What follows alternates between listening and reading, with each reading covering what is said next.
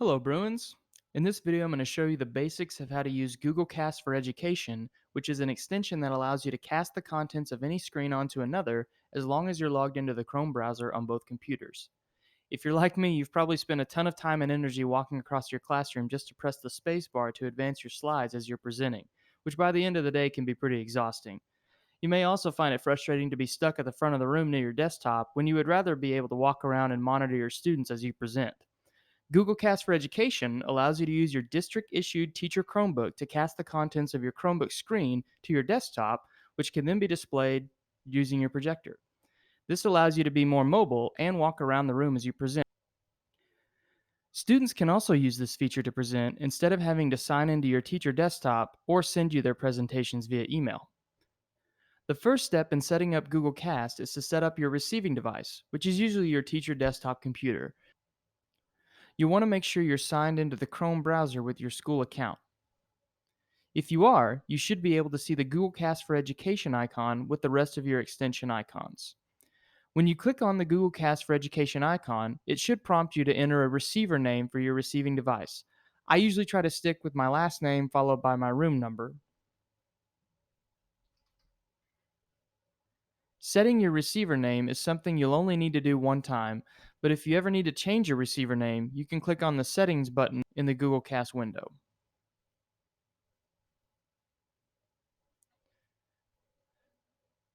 After hitting the Save button, you'll then be asked to add people and permissions. If you as the teacher are the only person using the extension, you can go ahead and close this window. However, if you want your students to be able to cast to your receiving device, you can enter the name of the student who needs to cast, set their permission to either can present, which allows them to present without requesting permission, or can request, which requires your approval before their screen is cast to the receiving device. Most teachers naturally select can request.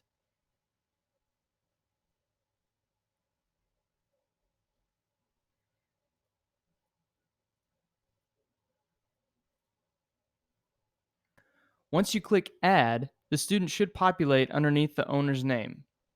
You can always go back and change or remove permissions of any users you've added, and you can always return to this permissions window by clicking on the Share button in the Google Cast window.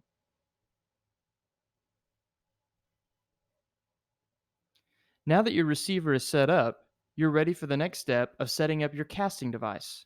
Just like with your receiving device, you'll need to make sure you're signed into the Chrome browser with your school account. If you're using a district issued Chromebook, you'll automatically be signed into Chrome when you sign into the Chromebook. In the upper right hand corner of your Chrome browser window, you'll click on the three vertical options dots and select Cast. Most likely, your Cast tab will tell you that there are no devices found, so what you'll want to do is right click on the Cast icon that is now visible and select Enable Cloud Services.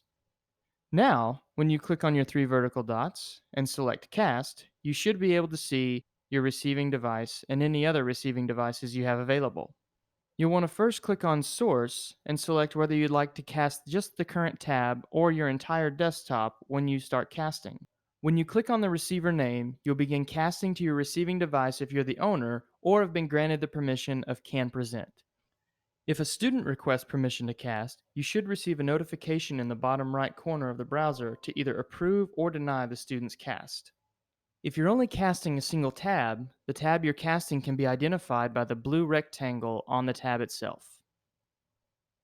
To end a cast, simply click on the X in the casting window on the receiving device, or click on the cast icon in the casting device and select Stop Casting.